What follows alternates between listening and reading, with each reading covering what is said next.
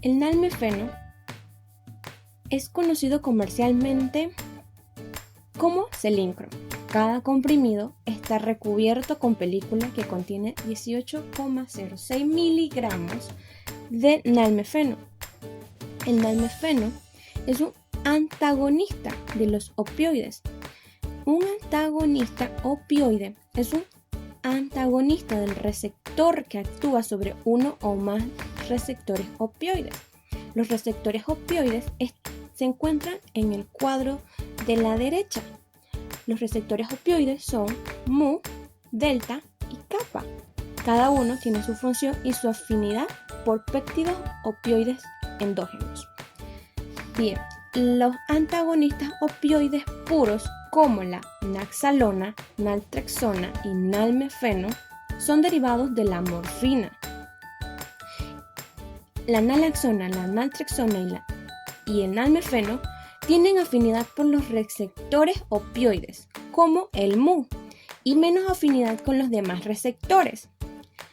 Ahora bien, un agonista es cualquier sustancia de estructura semejante al ligando fisiológico del receptor que tiene capacidad de provocar respuesta, y un antagonista es cualquier sustancia química que bloquea al receptor, lo que provoca la inhibición de la actividad celular. El nalmefeno es utilizado principalmente en el tratamiento de la dependencia del alcohol. La fórmula molecular del nalmefeno es 21 carbonos, 25 hidrógenos, 1 nitrógeno y 3 oxígenos. Se compone de un oxígeno unido a un benceno. El benceno está representado mediante un anillo de 6 carbonos con 3 enlaces dobles y 3 enlaces sencillos, el cual el benceno está unido a un ciclohexano, el cual está unido a un oxígeno y a un nitrógeno. El nitrógeno está unido a un carbono, el cual está unido a un ciclopropil. El ciclohexano está unido a otro ciclohexano, el cual hace un enlace doble con un carbono. Y al otro extremo, un enlace sencillo con un oxígeno. Y ese oxígeno hace un enlace sencillo al benceno. Los grupos funcionales que podemos apreciar es un fenol, que es un grupo hidróxido unido a un anillo aromático. Un alcohol, observamos enlaces dobles identificando un alqueno y una amina terciaria. También podemos observar un éter, un grupo éter, ya que son dos grupos R unidos a un oxígeno. También podemos apreciar cicloalcanos, que el ciclopropano está de color naranja y el ciclohexano son los de color celeste.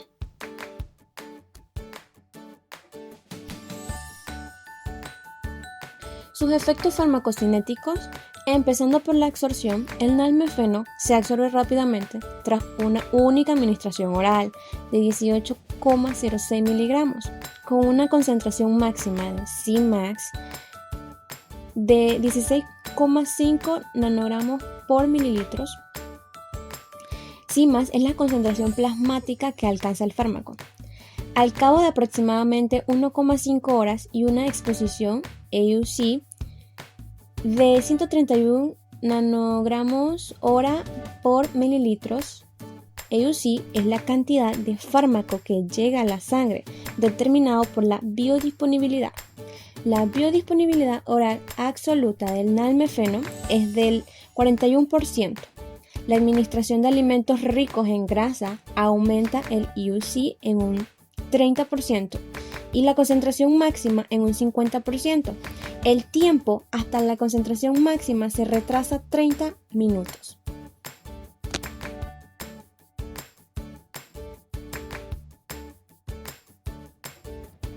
La que sigue sería su distribución. La fracción media del nalmefeno unida a proteínas en plasma es de aproximadamente el 30%.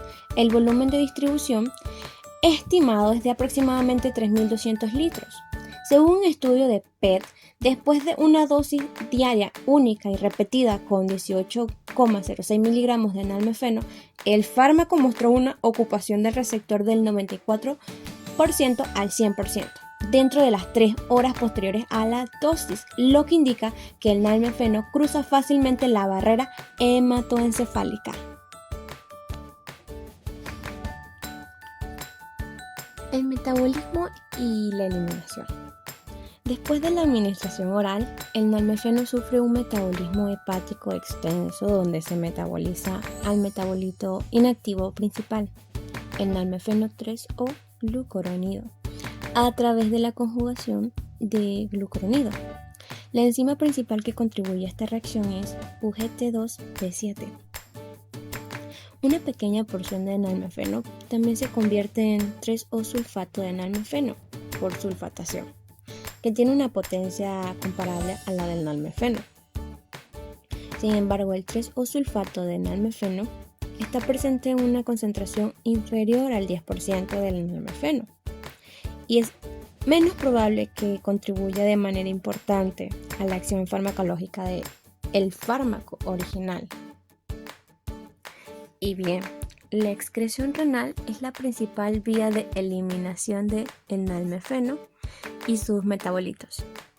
El 50% de la dosis total se elimina por la orina en forma de nalmefeno 3 o glucuronido, mientras que el nalmefeno y sus otros metabolitos están presentes en la orina en cantidades inferiores al 3% cada una.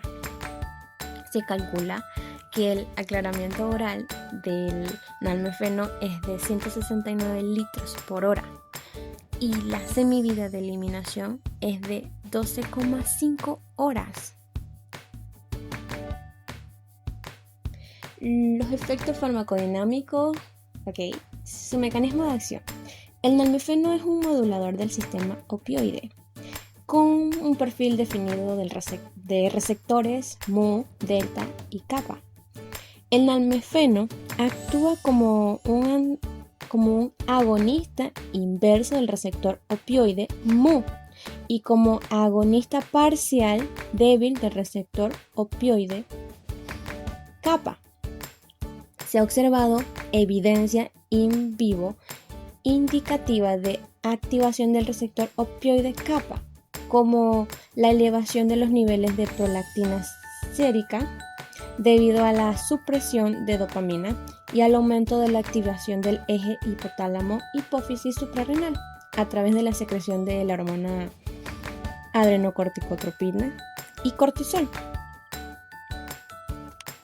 Además de la unión del receptor mu y receptor opioide kappa, el nalmefeno también posee algo, aunque una afinidad menor, mucho menor, por el receptor opioide delta, donde se comporta como los efectos secundarios típicos de la activación del receptor opioide kappa, como alucinaciones y disociación.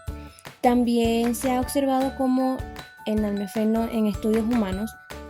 Se cree que la activación del receptor opioide kappa del nalmefeno podría producir disfonía y ansiedad.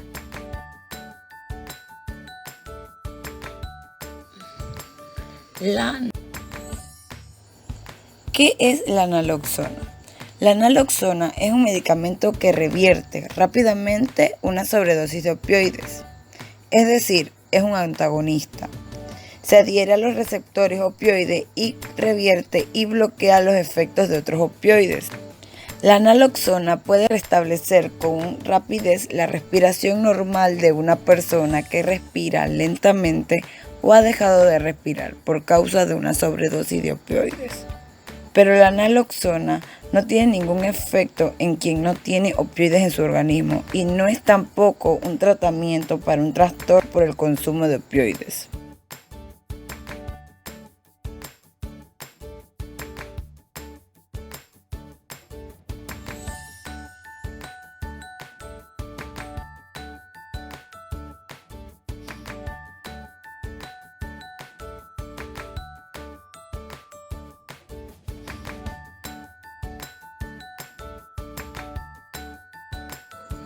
¿Qué son medicamentos opioides?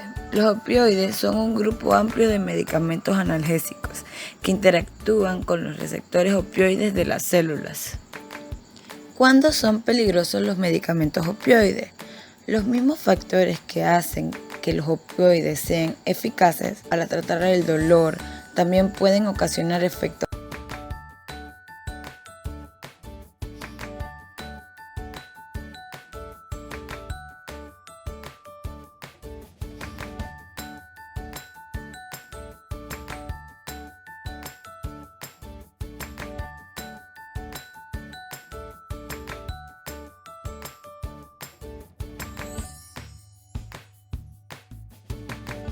¿Cómo se debe administrar la naloxona? La naloxona se debe administrar a toda persona que muestre señales de una sobredosis de opioides o cuando se sospecha que ha ocurrido una. Se puede administrar con un vaporizador nasal o inyección intramuscular, subcutánea o intravenosa. ¿Cuál?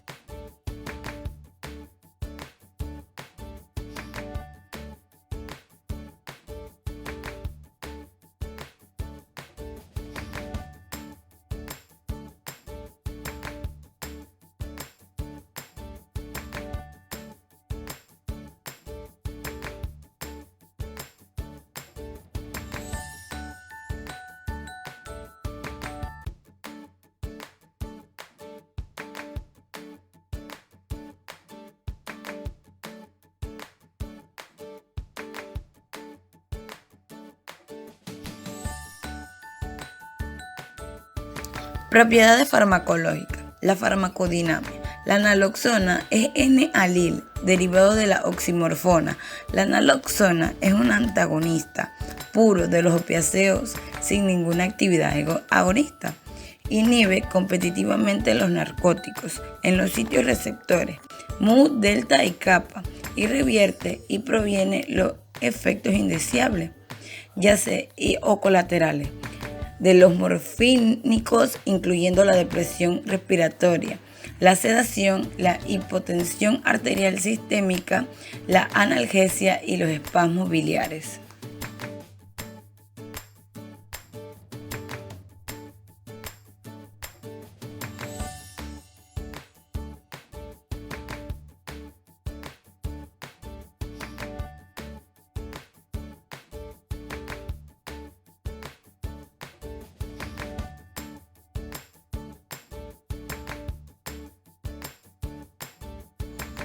Los receptores de los opioides. Naloxona. A la mano derecha vamos a ver la estructura orgánica de la naloxona y cómo está compuesta. A la mano izquierda vamos a ver cómo actúa la naloxona antagonista y la morfina agonista. Lo que hace es que se le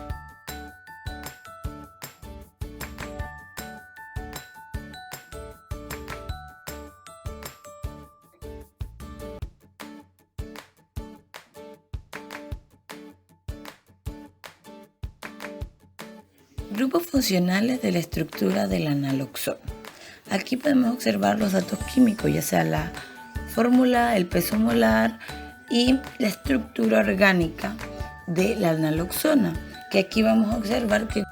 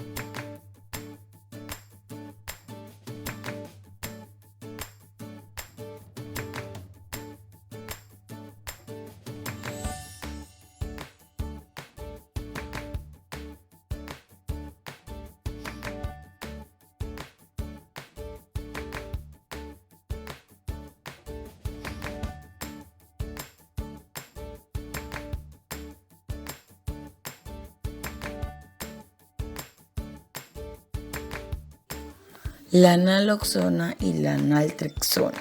La naloxona y la naltrexona, aun siendo antagonistas opiáceos, no deben confundirse, aunque en drogodependiente siempre es necesario hacer una desintoxicación previa antes de proceder al tratamiento. ya sea farmacológicamente o psicológicamente, siendo considerada la naltrexona también metadona, una de las que aporta mayor eficacia en los programas de deshabitación. Pero en ambos casos, si no se toman estas precauciones, se pueden producir síndromes de abstinencia o de supresión de la droga. De hecho, antes de aplicar la naltrexona, el drogodependiente debe estar libre unos días antes de los opiáceos exógenos.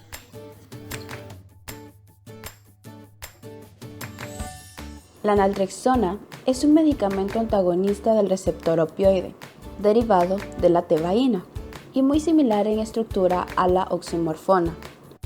La naloxona es un antagonista puro, es decir, que no tiene actividad agonista, pero esta tiene una mejor biodisponibilidad oral y una duración de acción más prolongada en comparación a otros medicamentos antagonistas de opioides.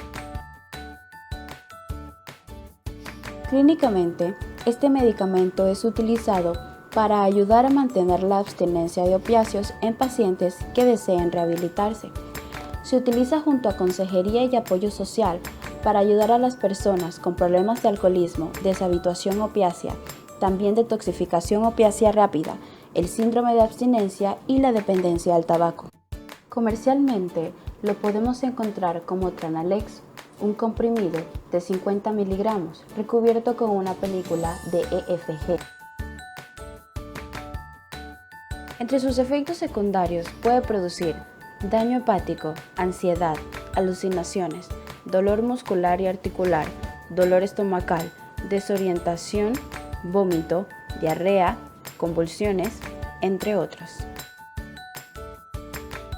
En su estructura orgánica observamos que la naltrexona consta de 20 carbonos, 23 hidrógenos, 1 nitrógeno y 4 oxígenos.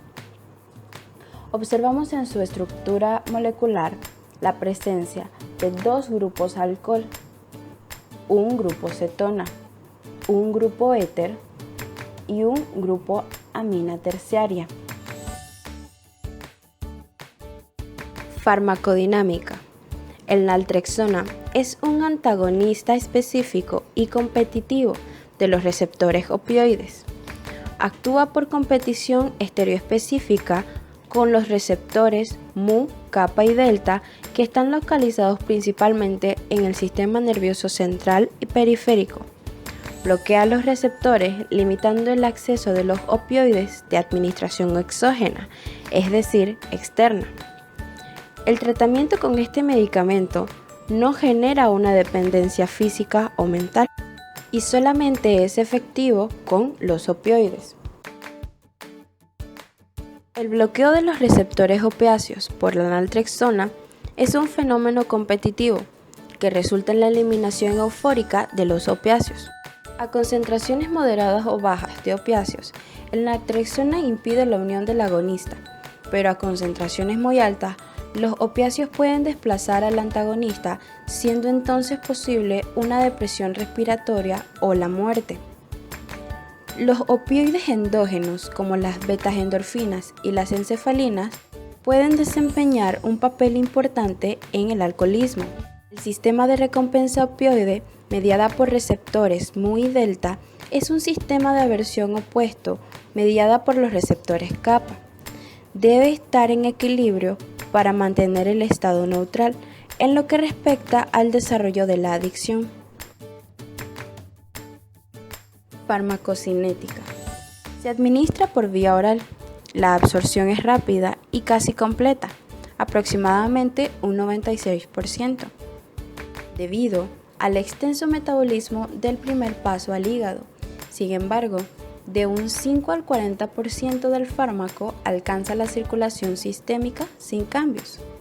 Se distribuye ampliamente en todo el cuerpo y su actividad antagonista parece estar relacionada a las concentraciones plasmáticas y tisulares. Los estudios demuestran que 50 miligramos de naltrexona bloquean los efectos de 25 miligramos de heroína durante 24 horas. experimenta un efecto hepático de primer paso y la concentración plasmática máxima se alcanza aproximadamente en 1 hora. Su semivida plasmática es aproximadamente de 4 horas. Se metaboliza en el hígado para formar principalmente metabolitos activos 6-beta-naltrexol y en menor medida 2-hidroxi-3-metox 6-beta-naltrexol. Es un fármaco casi totalmente aclarado, pudiendo existir sitios extrahepáticos de metabolismo. En su metabolismo también se conjuga con ácido glucurónico y se excreta principalmente por vía renal de glucurónidos de 6-beta-naltrexol y naltrexona, y solamente un 2% de esta es excretado en la orina. La nicotina es un alcaloide derivado de la ornitina que se encuentra en la planta del tabaco, con alta concentración en sus hojas. Es un potente veneno que se usa como insecticida en agricultura. Sin embargo, a bajas concentraciones actúa como estimulante, siendo uno de los 4.000 compuestos químicos presentes en el humo del tabaco y el principal causante de la adicción. Como dije antes, es el alcaloide principal presente en el tabaco. Los alcaloides son compuestos orgánicos nitrogenados que provienen de las plantas que tienen efectos fisiológicos en los seres humanos. Existe en forma de 2 isómeros. La L-nicotina es la forma activa que se encuentra en el tabaco. Es un líquido incoloro que se oscurece en presencia de oxígeno, ya que forma oxopiridinas y oxobencinas, adquiriendo el olor a tabaco cuando se expone al aire. Su estructura molecular está constituida por 10 carbonos, 14 hidrógenos y 2 nitrógenos. La nicotina es una amina terciaria. Está formada por una piridina, que pertenece a la familia de los compuestos aromáticos heterocíclicos y está estructuralmente relacionada al benceno, siendo la única diferencia entre ellos el reemplazo de un grupo CH del anillo bencénico por un átomo de nitrógeno, y por un pirrol, que tiene una basicidad muy baja comparada con la piridina, donde el anillo del nitrógeno no se enlaza al átomo del hidrógeno, esto es, porque el par de electrones sin compartir del átomo de nitrógeno se convierte en el aromático. Efecto farmacocinético. Hay 2 maneras de absorción. En los cigarrillos puros y en el tabaco de pipa, que son de carácter alcalino, la nicotina se absorbe más por la cavidad orofaríngea, sin necesidad de que el humo sea tragado. En este caso, los pacientes no inhalan profundamente, hacen su absorción por la mucosa oral, dependiendo del pH alcalino para que se desionice y se absorba. En cambio, los pacientes que inhalan profundamente hacen su absorción en los alvéolos. Este es el caso del humo de los cigarrillos, que es más ácido, absorbiéndose la nicotina, sobre todo en el pulmón, por su pH más alcalino. Esto tiene 2 consecuencias. En el primer caso, una acción irritante local en las mucosas orofaríngeas con una menor toxicidad general, y en el segundo, una absorción pulmonar muy rápida y un paso también muy rápido al torrente circulatorio, de ahí a la circulación cerebral más rápidamente que incluso por vía intravenosa. Posterior a su absorción, la nicotina entra en el torrente sanguíneo, donde a un pH de 7.4, el 69% es ionizada y el 31% es desionizada y el 5% se une a proteínas plasmáticas. Los tejidos con mayor afinidad para la nicotina son el riñón, hígado, pulmón, cerebro y corazón, en ese orden. El músculo esquelético tiene moderada afinidad para la nicotina y el tejido adiposo tiene la más baja afinidad. Los niveles más altos de nicotina en sangre se alcanzan al terminar de fumar un cigarrillo y declinan rápidamente en los siguientes 20 minutos por la amplia distribución en los tejidos corporales. La nicotina es metabolizada por el hígado y se han identificado al menos 6 metabolitos, siendo el más importante la cotinina. La nicotina es rápidamente metabolizada por el hígado y se excreta alrededor de 5% sin cambios por el riñón. La vida media de la nicotina es de 2 horas en seres humanos, pero con el consumo regular del tabaco los niveles pueden permanecer hasta por 8 horas.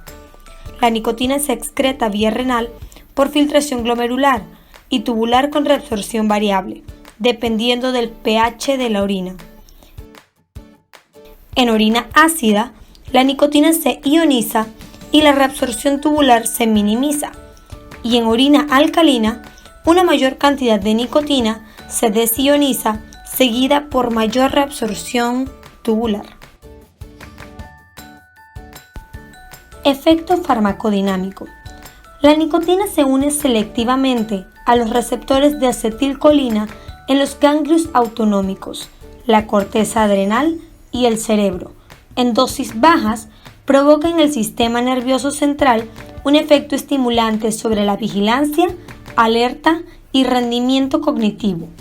Y en dosis altas, un efecto reforzador o de recompensa sobre el sistema límbico, mediado por las vías neuronal del placer. La administración intravenosa activa los sistemas neurohormonales con liberación de acetilcolina, noradrenalina, dopamina, entre otras. Los efectos cardiovasculares de la nicotina incluyen vasoconstricción periférica y taquicardia e hipertensión. En fin, cuando hablamos de nicotina, hablamos de una sustancia tóxica, infecciosa, útil para controlar plagas e insectos, psicoactiva y adictiva a quien la consume. El topiromato es un fármaco antiepiléptico y estabilizador del estado de ánimo, usado principalmente para tratar la epilepsia en niños mayores de 6 años y adultos. Se utiliza también para tratar la migraña, el trastorno del límite de la personalidad, para el tratamiento de los episodios depresivos, la profilaxis del trastorno de ciclotimia y la depresión grave. Además, se han investigado las propiedades de este fármaco en el tratamiento de la obesidad, la bulimia, el trastorno obsesivo-compulsivo, el tabaquismo y el alcoholismo.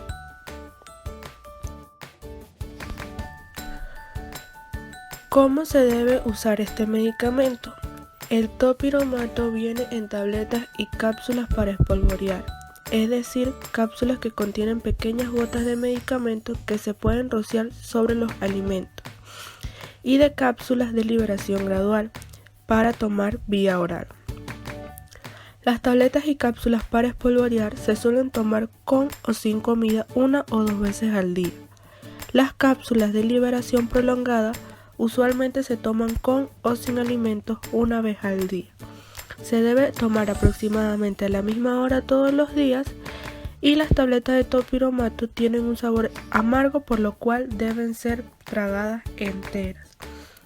Es importante que no tome las tabletas de topiromato que han estado abiertas por mucho tiempo, porque las tabletas que se abren pueden perder su efectividad con el tiempo. Efectos en el tratamiento para la dependencia al alcohol.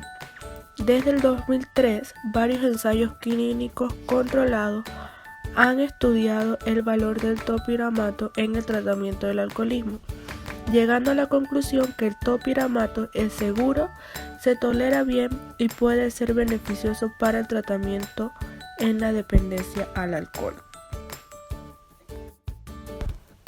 ¿Cómo funciona?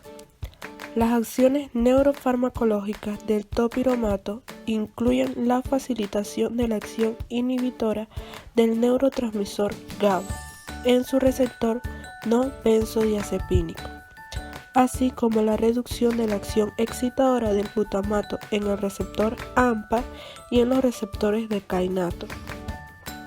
De esta forma parece reducir la actividad mesolímbica cortical de la dopamina. Este sería el principal mecanismo para disminuir los efectos de recompensa del consumo del etanol. El topiramato para el tratamiento en el tabaquismo. El topiramato podría ser un prometedor agente para el tratamiento de la dependencia tabáquica, al menos en los hombres y alcohólicos a la vez, pues disminuye la liberación de dopamina inducida por la nicotina, mitiga el síndrome de abstinencia, previene la ganancia de peso. Sin embargo, son precisos más trabajos, pues no existen conclusiones definitivas. Estructura orgánica y grupos funcionales.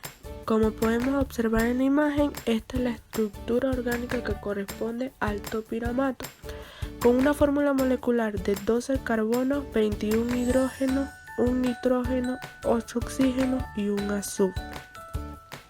Presenta 5 grupos éter. En química, un éter es un grupo funcional en donde ambas R de la fórmula de un éter son grupos alquilos iguales o distintos, estando el átomo de oxígeno unido a este. Y una sulfona. Una sulfona es un compuesto químico que contiene un grupo funcional sulfonilo unido a 2 átomos de carbono. El átomo de azufre central está unido mediante enlace doble a 2 átomos de oxígeno y tiene 2 sustituyentes hidrocarburados.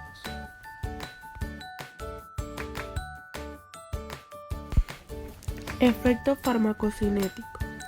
El perfil farmacocinético del topiramato comparado con otros medicamentos antipilépticos muestra una larga semivida plasmática, farmacocinética lineal, predominantemente el aclaramiento renal y ausencia de unión significativa a proteínas.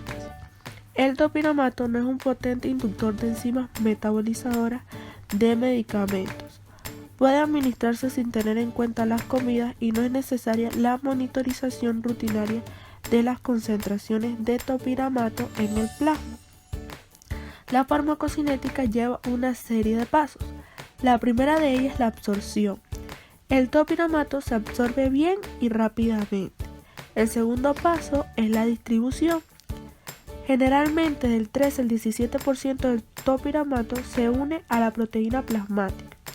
Se ha observado una baja capacidad del sitio de unión para el topiramato en los eritrocitos, que es saturable por encima de las concentraciones plasmáticas. El volumen de distribución varió inversamente a la dosis. El tercer paso es el metabolismo. El topiramato no se metaboliza de forma extensiva en voluntarios sanos. Se metaboliza hasta un 50% en pacientes que reciben tratamientos antipilépticos. Se han aislado, caracterizado e identificado en plasma, orina y heces humanas 6 metabolitos, formados mediante hidroxilización, hidrólisis y glucorinación. Cada metabolito representa menos del 3% de la radiación total excretada después de la administración. Y por último, tenemos la eliminación. En humanos, la principal vía de eliminación del topiramato inalterado y de sus metabolitos es la vía renal. Aproximadamente el 66% de una dosis se excretó inalterada en la orina en 4 días. Farmacodinámica del topiramato. El topiramato se ha clasificado como un monosacárido sulfamato sustituido. El mecanismo exacto por el cual el topiramato ejerce sus efectos antipilépticos y antimigrañosos es desconocido. Los estudios electrofísicos y bioquímicos en neuronas cultivadas han identificado 3 propiedades que pueden contribuir al efecto antipiléptico del topiramato. El topiramato potencia el efecto GABA, permitiendo una mayor entrada del cloro en las neuronas, potenciando así su neurotransmisión inhibidora. Además, el topiramato inhibe la transmisión del glutamato y es un débil inhibidor de la anhidrasa carbónica, enzima que cataliza a conversión rápida de agua y dióxido de carbono a bicarbonato y protones.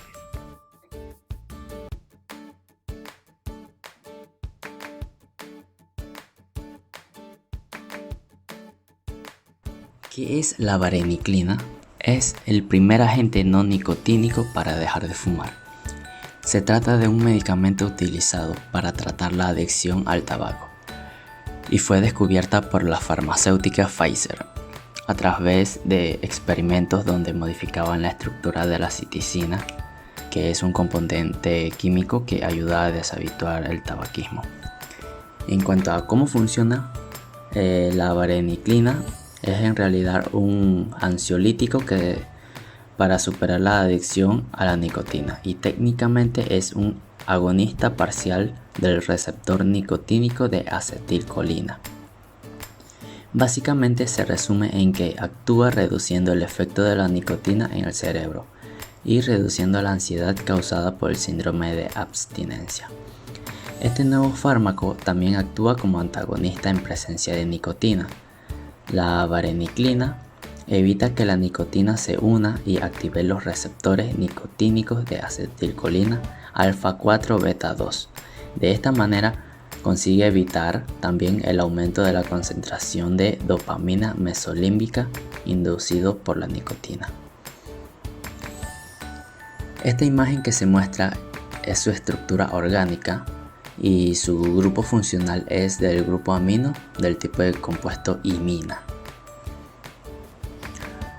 Su farmacocinética, la vareniclina se absorbe casi al completo tras su administración oral con concentraciones máximas en plasma alcanzadas a las 3 a 4 horas. Las condiciones del estado de equilibrio se logran a los 4 días con una dosificación de 2 veces al día. La farmacocinética de vareniclina es lineal tras una o múltiples dosis orales. La biodisponibilidad oral no está afectada por los alimentos ni por el momento de la administración.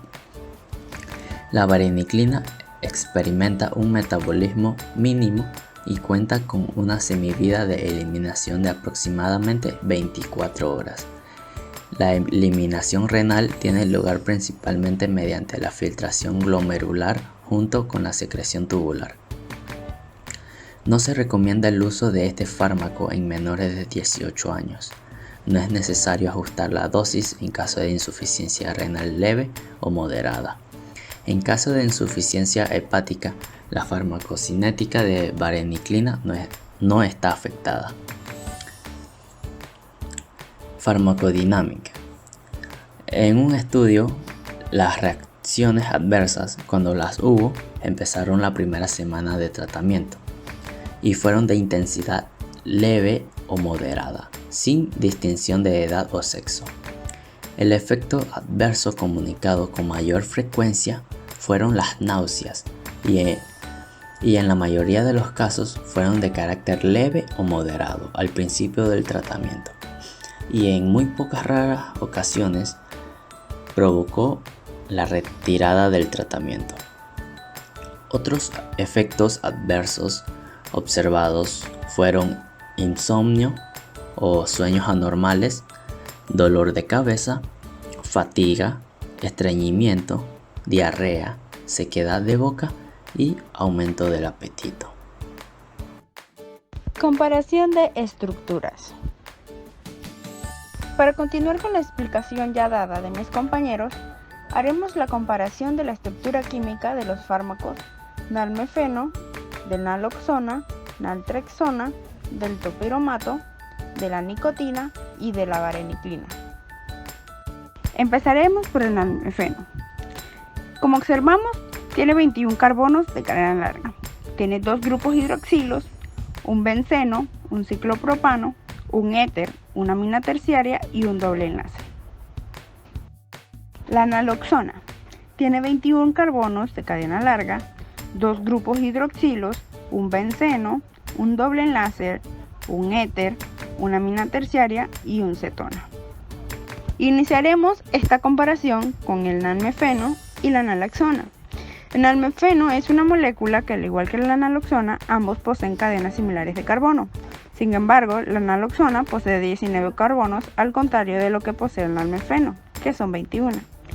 De igual forma, también los grupos OH y los grupos carbonilos que poseen cada uno. Por ejemplo, que en el grupo de nalmefeno se presenta una cadena con un doble enlace al final de uno de los anillos, y sin embargo en otro se presenta un cetona cíclica. De igual forma, este se presenta en ambos, lo que es un grupo de benceno. Y la otra diferencia que encontramos entre estas dos es la desaparición de un ciclopropano, lo que es un doble enlace. Continuamos con la naltrexona. Como observamos, tiene 20 carbonos de cadena larga, 23 hidrógenos, 2 grupos hidroxilos, un benceno, una amina terciaria, un cetona, un éter, un ciclopentano, 2 ciclohexanos y un ciclopropano. La naltrexona la compararemos con los dos anteriores. En este caso se modifica la estructura levemente con un carbono de más que la naloxona. La naltrexona posee los mismos compuestos bases de los dos anteriores. Sin embargo, existen algunas diferencias, como lo que es la aparición de un grupo hidroxilo de esta forma. De igual manera se convierte en lo que es un éster, cambiándole de estar en la parte posterior de la molécula a la parte frontal de la molécula. Y también se modifica lo que es el anillo que contiene la amina terciaria. Se modifica cambiándoles así sus propiedades. Posee las mismas características que posee la naloxona, sin embargo, como ya mencionado, posee un carbono de más, y a diferencia de lo que el nalmefeno, se presenta una acetona. Es como la versión intermedia entre el nalmefeno y la naloxona. La naltrexona es la versión intermedia ya que posee las mismas características de la naloxona en cuanto al nitrógeno y los oxígenos, pero tiene un parecido mayor a lo que es el nalmefeno en hidrógenos y carbonos. Continuaremos con la nicotina y la vareniclina. La nicotina tenemos que son 10 carbonos de cadena larga, un benceno, 2 aminas terciarias y un ciclopentano.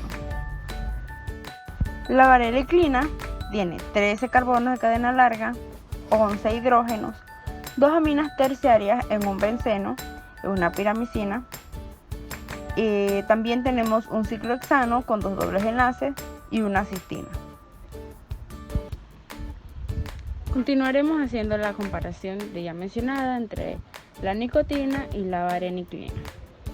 Ambas poseen lo que es un benceno, sin embargo, una de las moléculas de la vareniclina posee una doble amina en dicho benceno. Además que se presentan 2 ciclos resonantes en la vareniclina y se modifica lo que es el anillo que contiene la amina.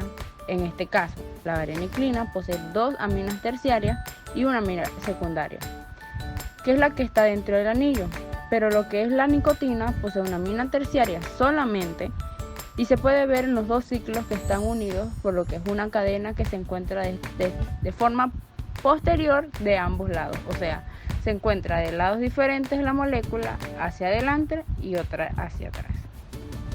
Continuaremos por último con el topiromato. Observamos que tiene 12 carbonos de cadena larga, 21 hidrógenos, 2 dioxaciclopentano, un éter ciclohexano, un grupo sulfato y una amina primaria. Para finalizar, entre todas las moléculas seleccionadas en nuestro grupo, el topiromato posee unas características muy diferentes a las otras moléculas. Tiene una cantidad similar a los carbonos entre lo que es la nicotina y la vareniclina. Sin embargo, este posee diferentes grupos de oxano, es decir, éteres que se encuentran dentro del ciclohexano. Son doble éteres ya que poseen un oxano, que es el centro, y posee 2 grupos del dioxano. Además de que el grupo se encuentra en la parte superior, es un grupo sulfato con un reemplazo de los oxígenos con una amina primaria, haciendo esto diferente a las otras moléculas que son agentes antagonistas de lo que son las adicciones a las drogas.